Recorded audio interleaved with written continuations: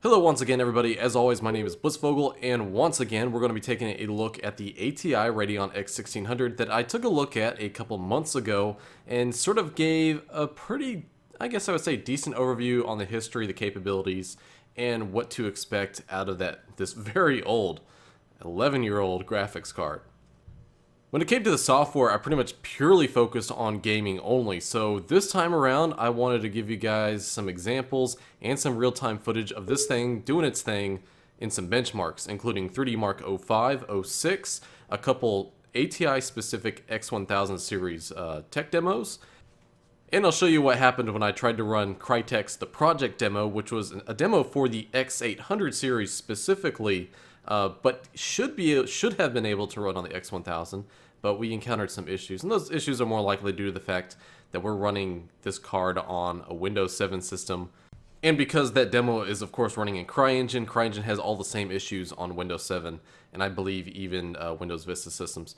But here we go. We're jumping into the first part of the 3DMark05 demo.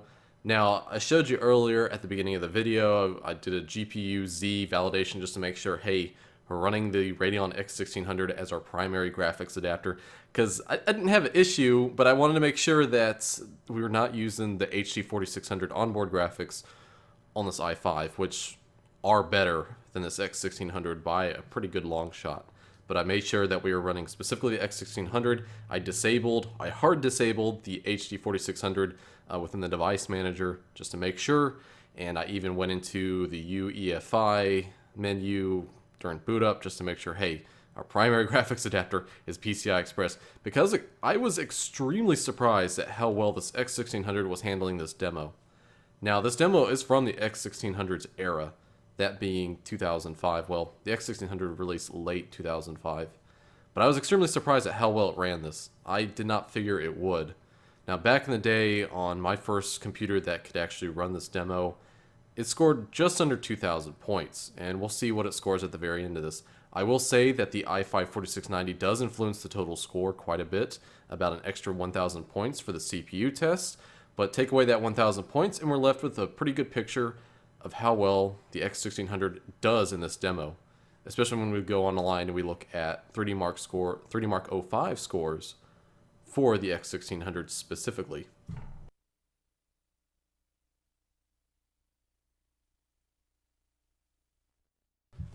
Now, I can't help but comment that this demo, well, this test within the 3DMark05 suite of tests and benchmarks, this one actually looks extremely good. I just can't help but say it, that it looks extremely good, even for these days.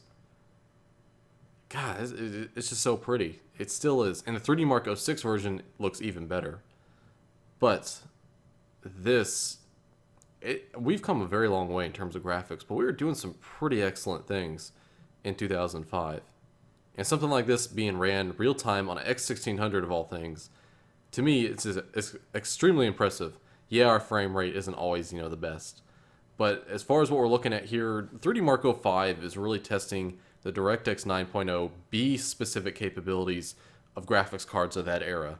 Now, DirectX 9.0 C, if I remember right, is more the focus of 3DMark06.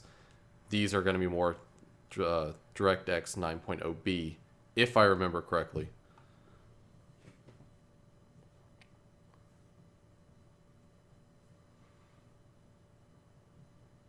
Now, this test is just like the other one.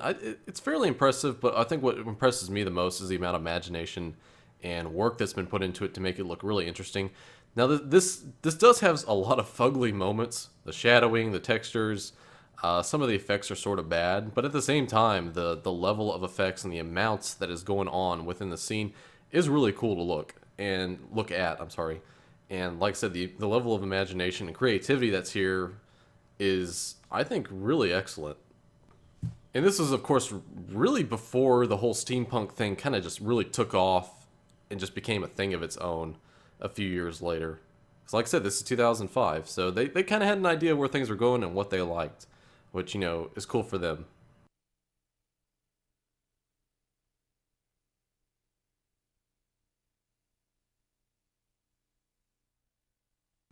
I love this part. just no fucks given. He just looks back and just hits the rocket igniter and just goes, no fucks given. It always kind of, it always makes me laugh every time I see it. Because there's just no expression on his face whatsoever. Okay, so that's the end of all the actual GPU tests within 3DMark05. There are a couple of CPU tests, I do let them run, but we're just going to... I also had issue recording them, but they don't matter really since we're talking about the X1600. So we're just going to go and take a look at the actual benchmarks that we got with this combination of hardware. And there we have it, 6,686 marks, or points, whatever you want to call them. Like I said earlier, the last 1,000 points there we can pretty much attribute to the CPU for the CPU tests that are within the suite of benchmarks. So realistically, the X1600 paired with a 2005 or maybe 2006 processor is going to be much closer to 5,500 in terms of overall score. Now, back in the day when I first tried 3DMark05, the GPU that I had on my laptop was an NVIDIA GeForce Go 7200 with 256 megabytes of VRAM, 64 being the actual dedicated VRAM, 192 being the shared. It scored at the very most that I ever remember after overclocking the GPU, which prematurely killed it, by the way, was about 2,000. So we're definitely 2.5 times at least in capability with the Radeon X1600 compared to that GeForce Go 7200. So now let's move on to 3DMark 2006. Now once again, I'm validating just to make sure, hey, we're running the Radeon X1600 here, not the HD 4600 graphics. Of course, once again, this is the trial version, so it's all default settings. It should be completely comparable to all the tests that you could find online of how the X1600 possibly does in 3DMark06. Now, compared to 3DMark05, basically all the tests that are in this version of 3DMark are just updated versions of the 05 version. But if I remember right, it's just using DirectX 9.0C and some updated assets, some higher quality effects, especially shadows.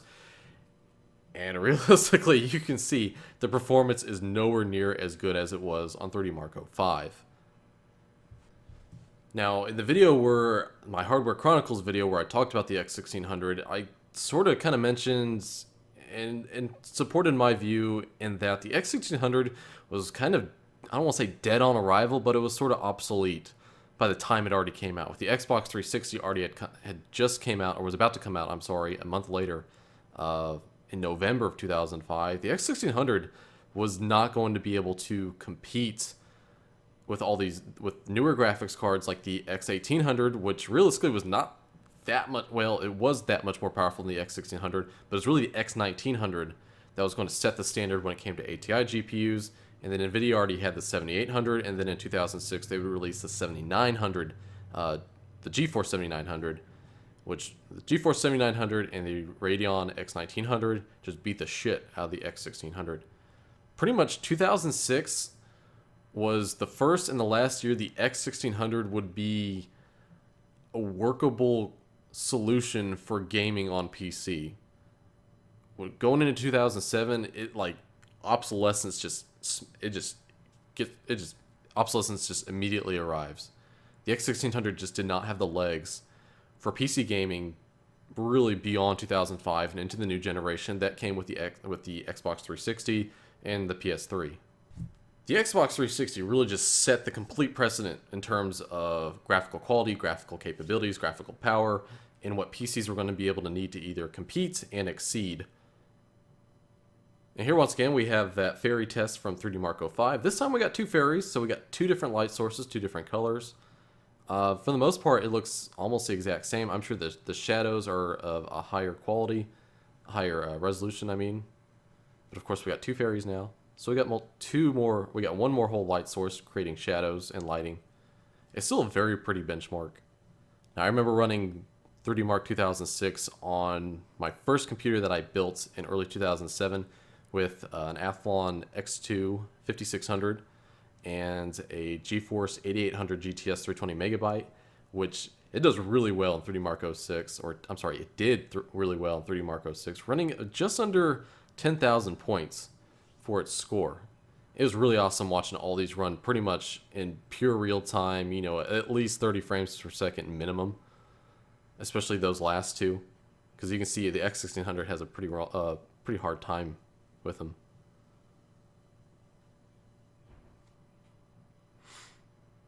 And once again, we got an updated version of the War Blimp or War Airship, whatever the hell you want to call it.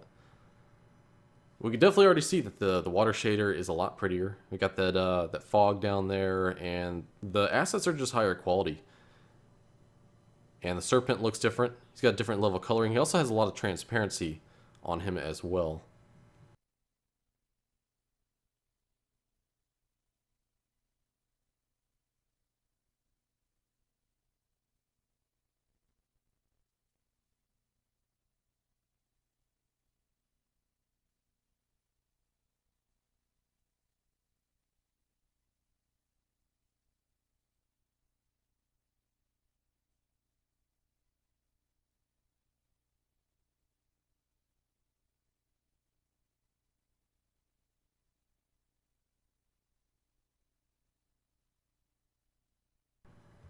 And once again, no fucks given. Although it looks like he has a slight smirk on his face as he hits the rocket throttle enabler thing. But it does look a lot prettier than the 3DMark05 version. Especially the addition of HDR and all that lighting. It looks really great. Now, deep freeze here this is the first time it was on 3DMark at all. It wasn't on 05. I don't know if any other 3DMark versions had deep freeze. But I remember this was kind of a big deal, because I remember there's scenes in this that, you know, with the 8800 GTS that I had, they looked almost photoreal at the time. They look great. And if I remember right, the shadows are using Perlin noise to give them that softening effect along the edges or the penumbra of the shadows themselves. It was really extremely impressive at the time.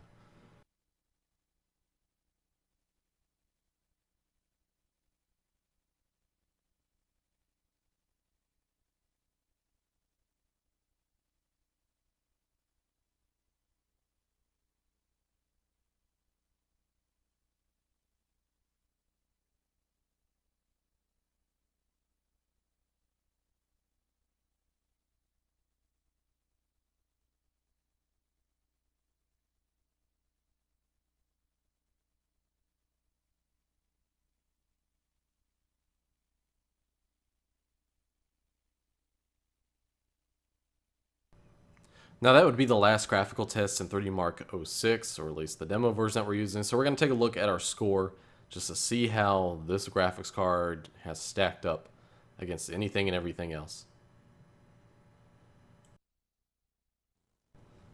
Now, once again, I know that the CPU score is vastly the overall score is vastly overinflated by the i5 4690K and the CPU test, but the shader model 2.0 and 3.0 scores that you see right there below the 2739, those make sense though. The about 900 points per test is about where the X1600 sits when you look at historical data of it being benchmarked with 3DMark06.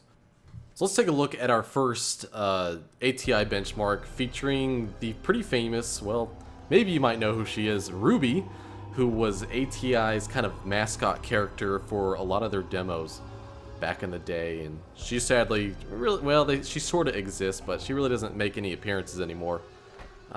So these are actually pretty nostalgic for me, because I remember seeing these back on G4 and Tech TV back in the day.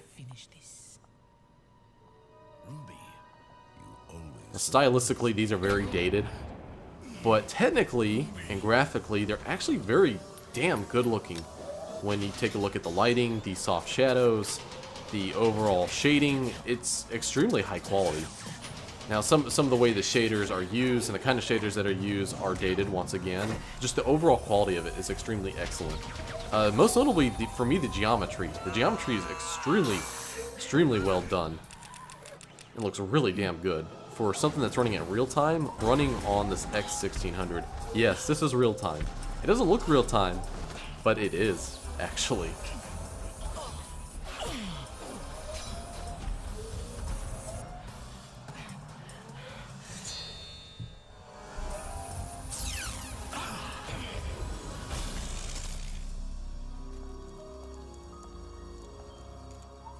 Who sent you?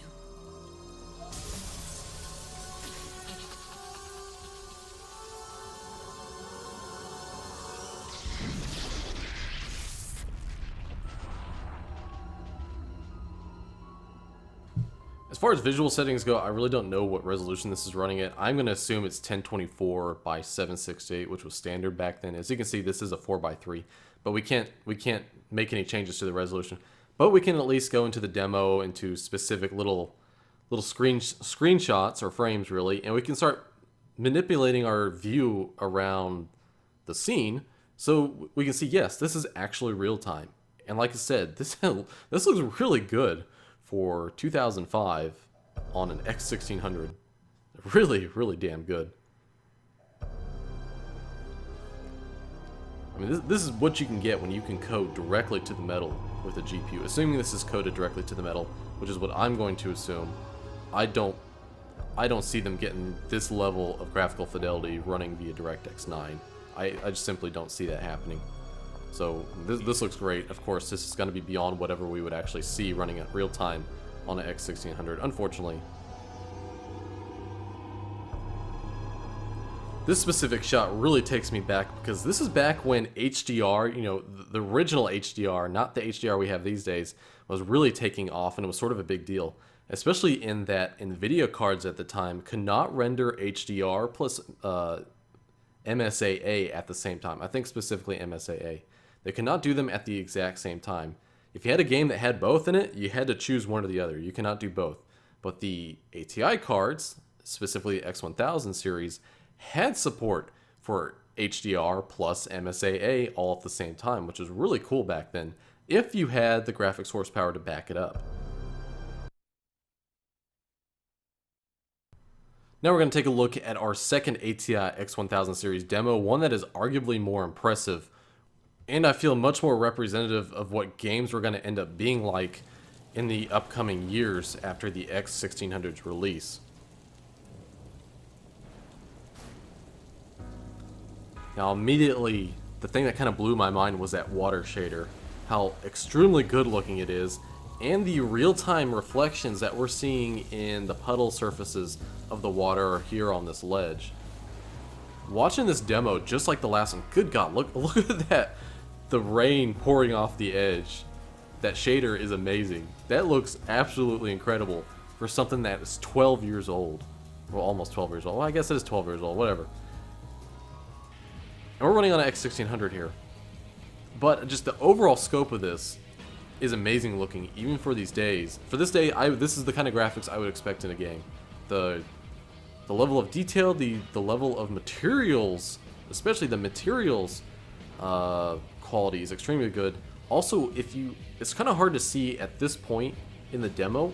There's also something very important that's going on that would start becoming more commonplace in games later on, and it's still kind of a feature that's not that common anyways, and that is parallax occlusion mapping, which you can see on the stone here in this render. When I first started, I've never used this demo before until today when I'm making this video. This kind of blew my mind. This looks amazing for its time, and it's hard to believe that it's running on an X1600 of all things. Not to mention, this X1600 only has 256 megabytes of video memory. I'm really amazed that they managed to fit all these textures onto that little amount of video memory. Once again, you see the reflections there in the street. That looks really damn good. The water shaders, the puddle shaders, just everything looks great. Maybe the street texture there is kind of low in texture resolution, but this just oozes quality. This is pretty much how I expect games to look on today's consoles, with a shit ton more graphics horsepower. This is a really cool demo, and it seems like it's one, because it's one I've never seen before until today. I'm kind of surprised that it didn't make more of a big splash. Get it, splash. Back when this demo was initially released for these cards. But we can take a look. We can take a sort of interactive look at some of these scenes in real time, which is really cool, just like with the Ruby demo. We can kind of play them back, or we can go look at specific scenes which focus on specific shaders or capabilities of this card. Specifically, I took a look at the parallax occlusion mapping, which is really cool, the water shaders, Here's the taxi moving through the town in real time, and you can see the cube maps up there at the top left that are being rendered onto the taxi. This is all really cool. Most games, even in the last generation, and in a lot of games these days, the cube maps are nowhere near of this quality, and they're nowhere near representative of what's actually being reflected via the cube map. Usually they're just shit. It's a random kind of texture that is supposed to give you the idea that, yeah, this is the right texture for the scene, but it's not exactly what's to the side of the car. It's not the actual reflection. That actually looks like it could be the actual reflection, and looked very representative of it. So yeah, I'm just going to go ahead and end this demo here, and we're going to take a look at our last thing, which is the Crytek project demo. For those of you who have ever tried to play the original PC Far Cry on Windows Vista or Windows 7 or even Windows 10 these days, this is going to be sort of familiar to you. This extremely long loading time to get this started, because this CryEngine demo is based in CryEngine, of course. It's a real-time demo. And just like with that game, it takes absolutely forever to load. Now in the actual game, now I don't know about this in subsequent runs, but in the actual game, after that first kind of initial start of the game, you know, when you run it for the first time on a Windows Vista or Windows 10 system, it doesn't really have this problem anymore. So as far as this goes, this is actually my second time trying to get this to run. The first time, I felt like it stalled. I wanted to give it another go to see if it really was just like the game. And eventually it gets there. We'll just speed it up. Basically, I fast forwarded 5 minutes. No joke. But now that the demo has started, I was a lot happy. Or, I'm sorry, I was a lot more happy. A lot happy. That sounds like very bad English. But immediately, I noticed that things don't really look right. Things are popping in. And there's a floating pair of eyeballs. And other things are popping out and popping in. I'm not too sure what's going on here, but I think it's another issue involving the fact that we're trying to run the original CryEngine on a post-Windows XP system, which technically doesn't use DirectX 9.0C or B or A or whatever. It uses what's called 9.0L, and I'm sure there's been some revisions to even L with the addition of Windows 7 and Windows 10. But basically, it's not the original DirectX that the game was made for, and it doesn't create these kind of issues in the actual game. But obviously in this demo here, this tech demo, it is an issue, unfortunately. Now if you really want to see what this looks like, as it should, you can go onto YouTube and find a video of the project. Just Crytek's the project, ATI demo, whatever you want to type into the search bar, it'll come up. There's supposed to be a guy there where you see the floating eyeballs. For some reason his render model is not loading in. But at least we can see some things like our creature there.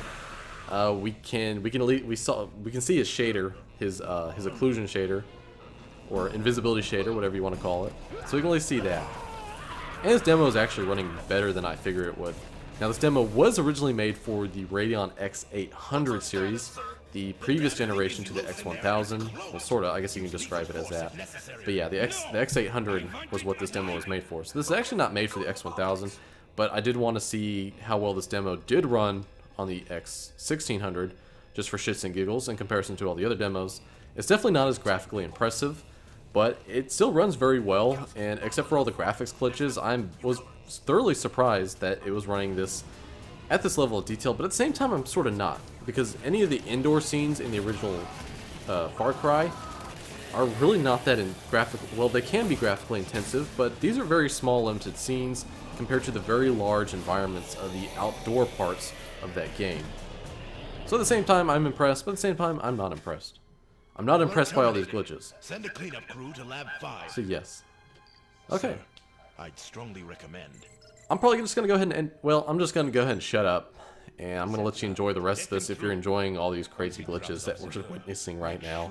I just hope you guys enjoyed this. Make sure to give a like, make sure to subscribe to my channel. As always, the same old plug, day in and day out, with every video I do. But seriously, I really would like you to subscribe to my channel. I could use all the support I can get. The more views, the better. The more advertisement money I can make, which gives me a reason to continue making videos that hopefully are serving a purpose, either informing or entertaining you guys. Anyways, thanks for watching. Hope you guys have a good one. My name is Blitz.